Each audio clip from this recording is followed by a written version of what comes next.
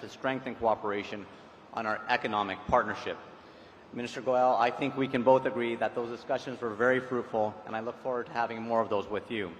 Those meetings and events like the summit not only help deepen our long-standing people-to-people ties, they also build on the strong trade and investment ties that we already have. Now, looking at the partnership list right behind me, many of the partners here that are supporting this summit have a footprint in Canada. Canadian institutional investors have put $107 billion into India. Canadian firms employ at least 50,000, while Indian investors in Canada employ thousands, and these figures keep growing every year. Two-way trade is steadily growing. In 2024, last year, our bilateral trade reached nearly 31 billion Canadian dollars, and there's much more room to grow. Looking ahead, I see a bright future. Our economies complement each other. Canada can provide the natural resources like energy and innovation to power India's growth. Together, and I really mean government and industry working hand in hand to carry this momentum forward. I understand the value of industry firsthand, as I spent 13 years working in international trade, and I know it will take our businesses to push our relationships forward and be our guiding North Star. Together, to borrow a cricket reference, hit a century and celebrate our shared success. Thank you, Dhanyavad, and enjoy the summit. Thank you very much, Honourable Minister, for that short and very crisp and direct message. Thank you. And I move to Mauritius and request the Honourable Minister of Commerce and Consumer Protection, the Honourable Mr. Sansing Sik, to give his remarks and address.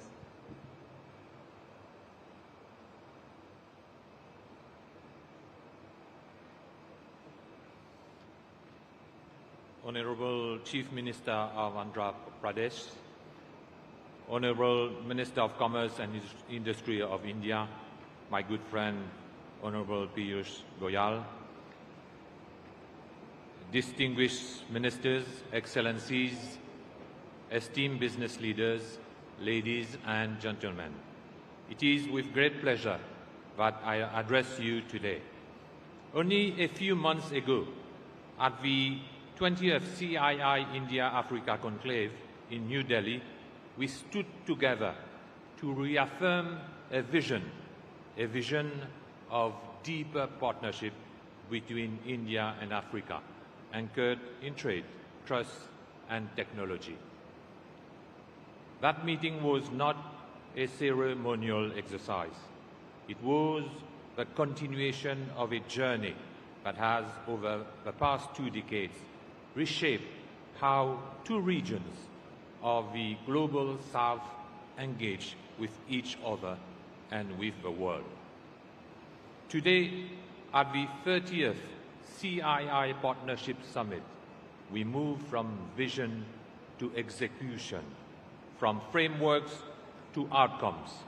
When the conclave first convened in 2005, the world spoke of India-Africa as emerging regions of promise. Today, we no longer speak of promise, we speak of performance. Africa has become the fastest urbanizing continent, home to the world's youngest population. India stands as a global powerhouse in digital innovation and advanced manufacturing. And Mauritius has remained the trusted bridge between these two regions, connecting markets, investors, and aspiration across the Indian Ocean. Earlier this year, the visit of Prime Minister Shri Narendra Modi to Mauritius marked a defining moment with the adoption of the India-Mauritius joint vision for an enhanced strategic partnership, reaffirming both governments' commitment to deepen collaboration in trade, investment, innovation, and financial services. This renewed framework underscores that our cooperation now extends beyond commerce. It is about building shared capacity and resilience across the Indian Ocean region. Mauritius has become the testing ground for this new architecture of trade, between India and Africa. Indian enterprises today operate across our banking, ICT, construction, and energy sectors, while Mauritian investors are increasing their presence in India, particularly in financial and professional services. The relationship between India and Mauritius remains one of the enduring depth, building on trade, investment, and shared prosperity. Over the past 5 years, India has consistently ranked among the leading trading partners of Mauritius, representing about 11% of our total imports and standing as the third largest source of goods to the Mauritian markets. The volume of exports from India to Mauritius demonstrates the strength and stability of this partnership, valued at $646 million USD in 2023 and $766 million USD in 2024. India's top 5 exports to Mauritius include pharmaceuticals, cotton, cereals, motor vehicles, and mineral fuels. India also remains a key supplier of yarn and fabrics, which support Mauritius' textile and clothing industry, one of the backbones of our manufacturing sector. Conversely, Mauritian exports to India have steadily diversified from 24 million USD in 2019 to 46 million USD in 2024, comprising mainly medical devices, waste, and scrap of cast iron, aluminum, alloy, steel, and lead acid accumulators. Investment flows tells an equally compelling story.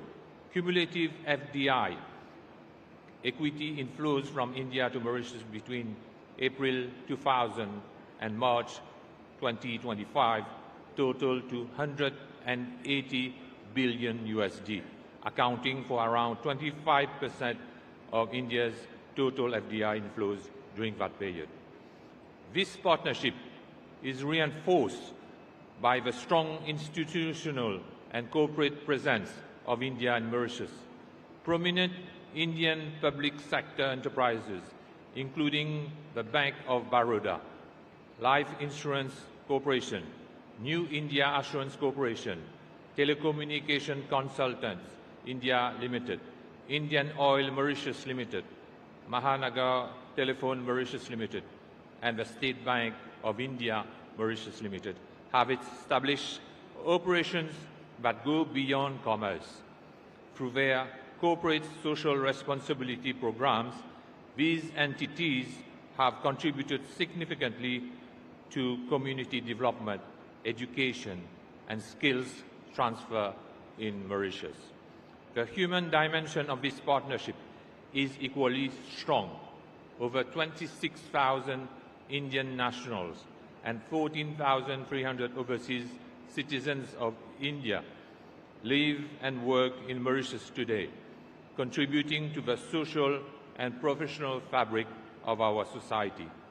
Meanwhile, 64 Indian companies have invested across key sectors, including healthcare, education, ICT, free port, logistics, and financial services, with renowned names such as Amenity University, Infosys, Dr. Agarwal's Eye Hospital, and the Oberoi Group, playing a visible role in Mauritius' economic landscape.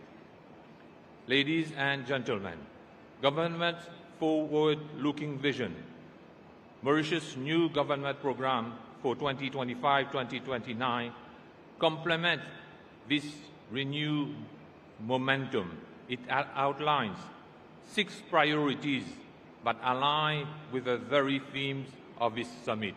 Number 1, a new economic model. Number 2, ocean economy. Number 3, food security and agro-industry. Number 4, green energy and climate diplomacy. Number 5, digital transformation, and number 6, consumer protection and fair markets. Each of these pillars is designed not only for national growth, but to strengthen our collective economic space, the India-Africa-Mauritius axis of shared prosperity. The recent state visit of the Prime Minister of Mauritius, Dr. Navin Chandrababu, to India further deepened this momentum. It brought tangible outcomes from a special economic package worth 680 million USD supporting infrastructure, health, and renewable energy products to new memoranda in science, education, and SME promotion. These outcomes testifies that our partnership continues to evolve from sentiments to substance, from shared heritage to shared prosperity. Ladies and gentlemen, the message from Mauritius is clear. We are not competitors, we are connectors. Mauritius is ready to be the platform where African resources meet India's innovation and scale. African manufacturing expands through Indian investment, and Africa's young talent learns through India's experience, anchored in Mauritius' regional infrastructure, education, and finance. The themes of this summit, technology, trust, and trade, are not abstract for us. They reflect how Mauritius operates and what we offer. Access through trade agreements across 3 continents. Stability through sound governance and transparent regulation. Connectivity through maritime, digital, and financial networks.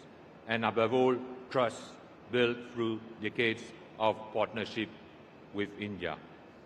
We are now exploring with CII and partner countries the possibility of a Mauritius-India-Africa Business Innovation Forum, a standing platform to turn today's idea into tomorrow's project. Because it is no longer enough to talk about cooperation, we must operationalize it. As we mark 20 years since this conclave began, we can be proud of how far we have come, yet clear-eyed about how far we must still go. History will not remember the size of our economies, but the scale of our ambitions and the sincerity with which we build bridges across the Indian Ocean. Mauritius reaffirms its unwavering commitment to remain and to strengthen its role as India's closest, most reliable and forward-looking partner in Africa. Together, let us shape a new global architecture, one defined not by distance or dominance, but by cooperation, connectivity, and shared destiny. Thank you for your attention. Thank you very much, sir. Thank you. And I now move to Nepal and the Minister of Industry, Commerce and Supplies, the Honorable Mr. Anil Kumar Sinha.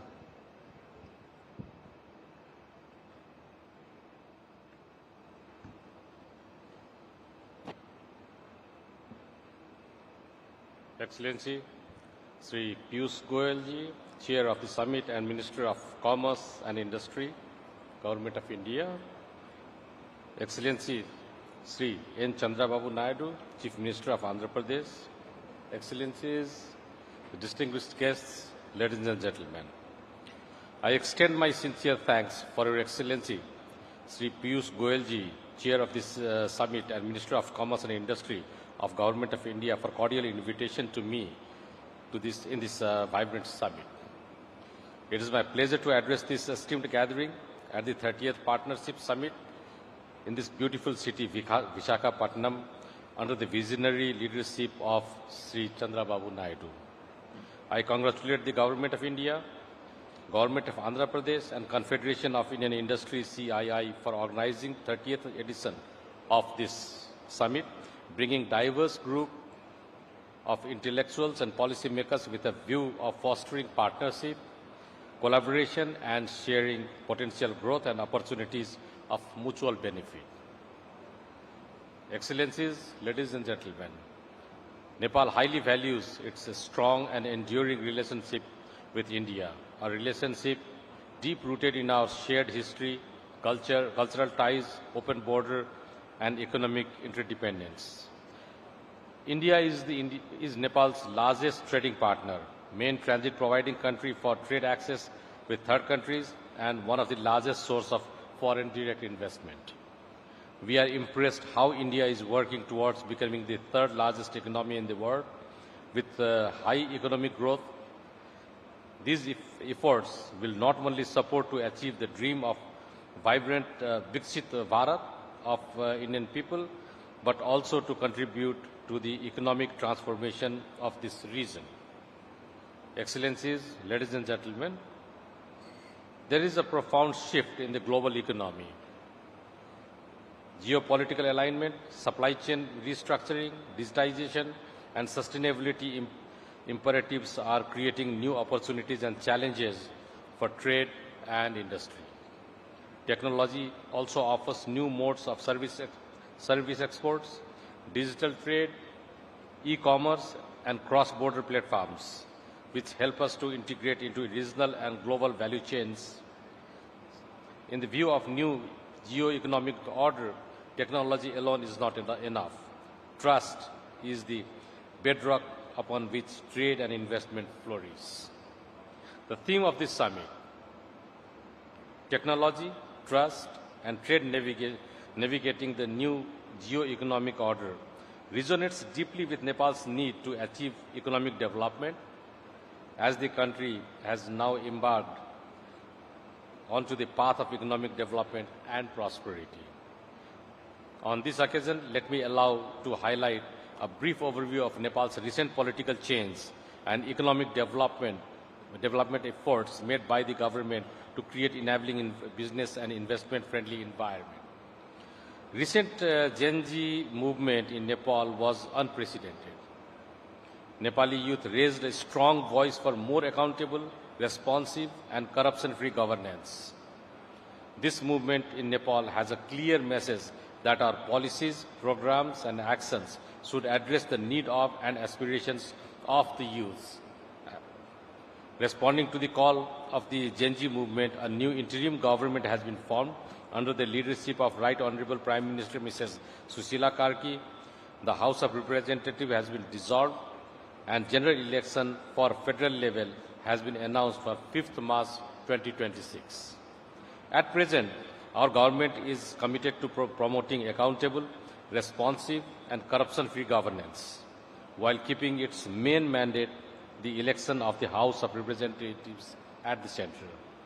Our Constitution has recognized the role of private sector as a key engine of economy. The government is committed to promote enabling business environment. As the Foreign Investment and Technology Transfer Act allows foreign companies or individuals to invest in almost all sectors except a very few listed sectors. Government of Nepal has implemented a fully online company administration management information system called CAMIS for the modernization of company administration and established a one-stop service center for facilitating registration and providing facilities to the investors. Nepal National Single Window has been implemented for facilitating international trade.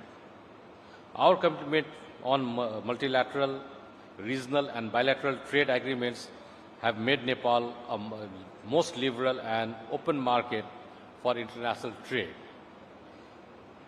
Rising opportunities of software export, business process outsourcing, e-commerce, fintech and digital services in Nepal shows comparative advantage in the information and communication technology sector. Our overall indicators of Nepal's economy are positive and progressive. Foreign investors investing in Nepal are getting higher rate of return with guaranteed repatriation of profit and capital of their investment. Nepal is graduating from LDC category status in November 2026. Excellencies, ladies and gentlemen, despite our negligible contribution to the carbon emission, we have been facing serious challenges of climate change.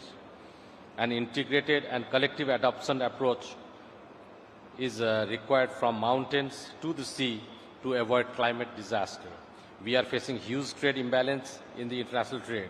To face this perennial challenge, we need continuous cooperation and support from our trade partner countries. Excellencies, ladies and gentlemen, we recognize the importance of foregoing partnerships that are built on trust, transparency, and mutual respect. It is through such collaborations that we can unlock the full potential of our economics and create sustainable opportunities for our people too. Nepal offers a wealth of opportunities in sectors such as tourism, hydropower, agriculture, information technology, and manufacturing. And many more can be explored are yet to be explored. We have immense potential in tourism sector for investment, as we have possibility from Mount Everest, the world's highest peak, to Lumbini, the birthplace of Lord Buddha. Let us recognize that our theme is not abstract. The 3 T's, technology, trust, and trade, is the trinity that will determine how countries like Nepal carve their place in the new geo-economic order. Nepal is committed to continue structural reform, building trade infrastructure and digital ecosystem, and creating enabling environment for commerce and industry. I invite business and investors from India and all around the globe to explore in these highly potential sectors and partner with us by bringing new technologies and expertise to materialize our shared goal of economic prosperity and inclusive growth. I am confident that the discussion and deliberations at this summit will pave the way for meaningful partnership that drive sustainable growth, innovation, technology transfer, and prosperity in our region. Together, let us embark on a journey of shared success and prosperity. At the end, I congratulate the Ministry of Commerce and Industry, Government of India, and CII for the excellent arrangement of this summit. I thank you all for your attention. I look forward to fruitful deliberations, productive partnership, and collective actions. Dhanyavad, namaskar. Thank you very much, Sir, the Honorable Minister from Nepal. And it's now my turn to invite and request the Honorable Minister from Singapore, the Honorable Coordinating Minister for National Security and Minister for Home Affairs, His Excellency Mr. Shanmugam, to give his address.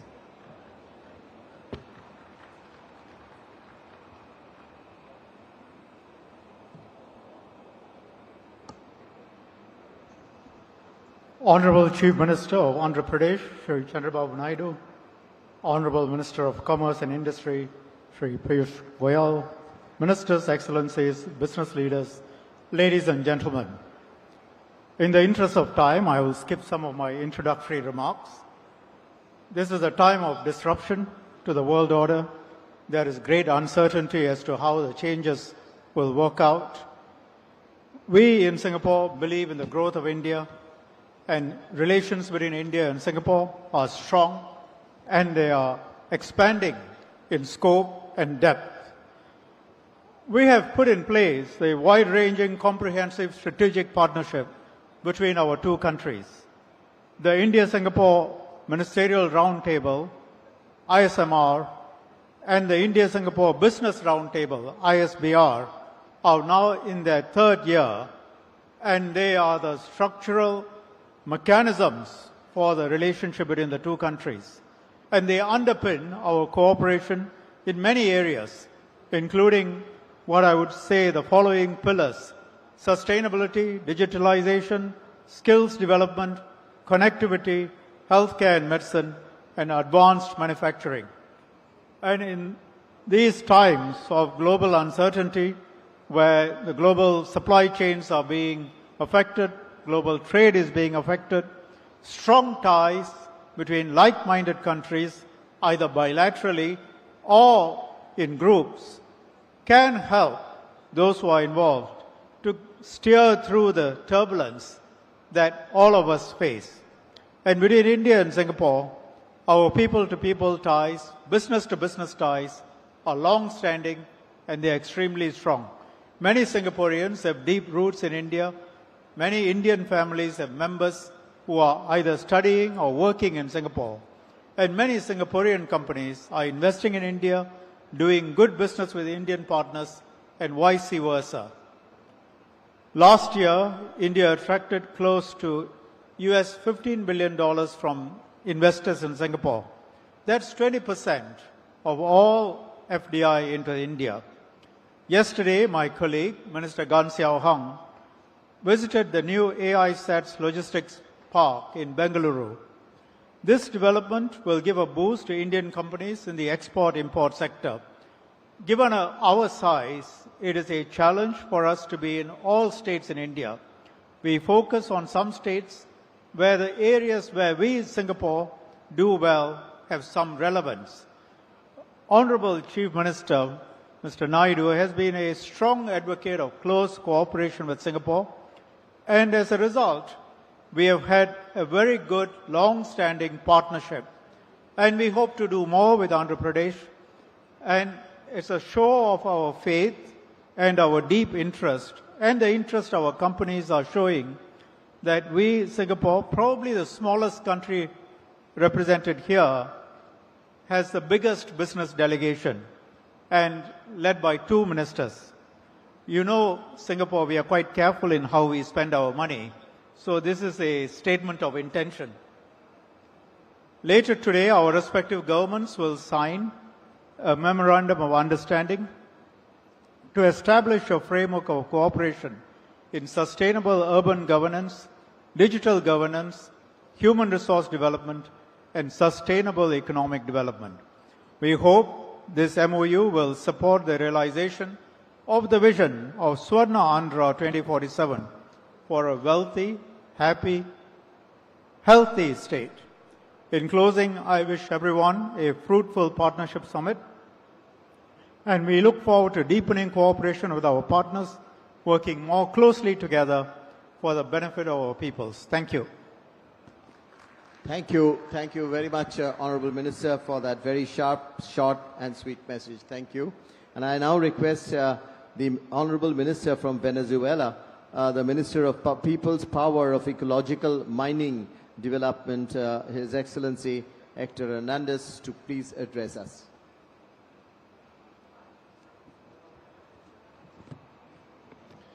Thank you. Good afternoon. Estimados ministers, authorities, colegas and friends, good morning. Good afternoon. On behalf of President Nicolas Maduro and Vice President Delcy Rodriguez, I would like to thank the Honorable Excellency Minister Goyal for this cordial invitation to participate in this event, which stands on an important global platform to promoting cooperation and economic and trade issues at a time of profound geopolitical transformation. Our countries share a global vision and committed to ensuring the stability of the world economy. We highlight dialogue, innovation, and balanced cooperation as the imperative to face the unique challenges and opportunities arising from the current context of global reconfiguration. Likewise, Latin American and Caribbean, particularly Venezuela, represent great potential oil, gas, minerals, and many other reserves. The region is positioned as an important energy supplier, capacity to meet global demands, specifically that of India, which is projected to drive a 23% increase in global energy demand by 2015, due to this improved development. In the economy our countries share more than 66 years of relation, marked by long-term cooperation based on the recognition of our complementations. Venezuela is an energy powerhouse, holding the world's largest oil reserve, over 303 billion barrels, and as well the world's ninth largest gas reserve. Our weight in the global energy matrix continues to grow, projected to the former by 2030-2050. Additionally, Venezuela represents a key player to the global mining industry, ranking among the top countries in metallic and non-metallic minerals, as well as rare earth deposits essential for the energy transition. We are confident that the cooperation with India will continue to strengthen, taking advantage of opportunity to expand the technical and productive capacity and forest technology enterprise within industrial space and our countries and Latin America, an essential contribution to building to multipolar world. It is also important to highlight to our country holds 2,700 certificate tons of gold and more than 5,000 additional tons per to certificate. Likewise, we have 314 million tons of nickel, 1.6 billion tons of iron, 340 million tons of bauxite, and 1.1 billion tons of coal. India is emerging as global power by upholding this conviction that the world is one family. As one family, we must coexist without hegemonics, without empires, and without corporations' dictatorships.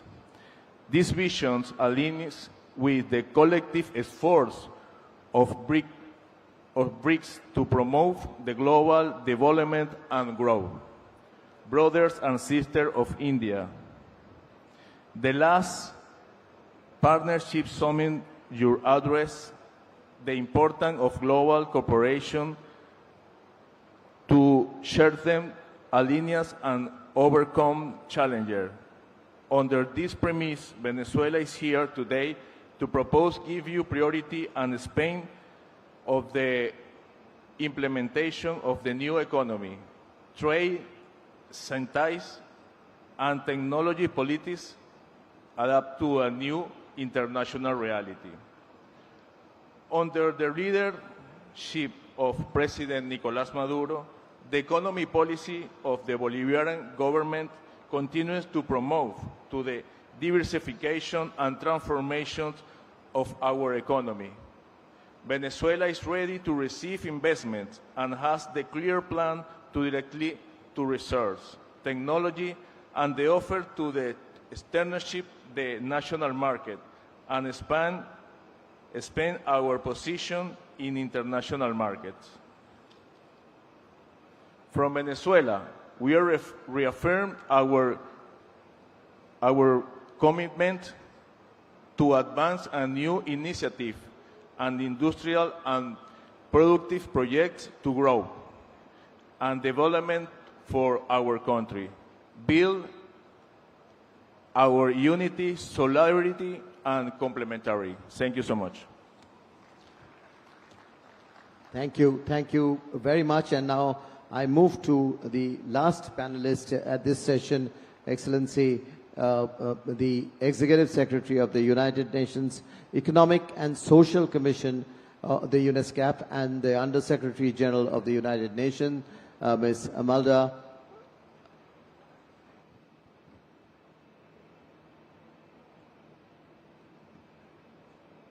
Honorable Minister Sri Piyush Goyal, Honorable Chief Minister Mr. Naidu, Honorable Ministers, Excellencies, eminent business leaders, ladies and gentlemen. It is my pleasure to join you all at this a very important CII Partnership Summit.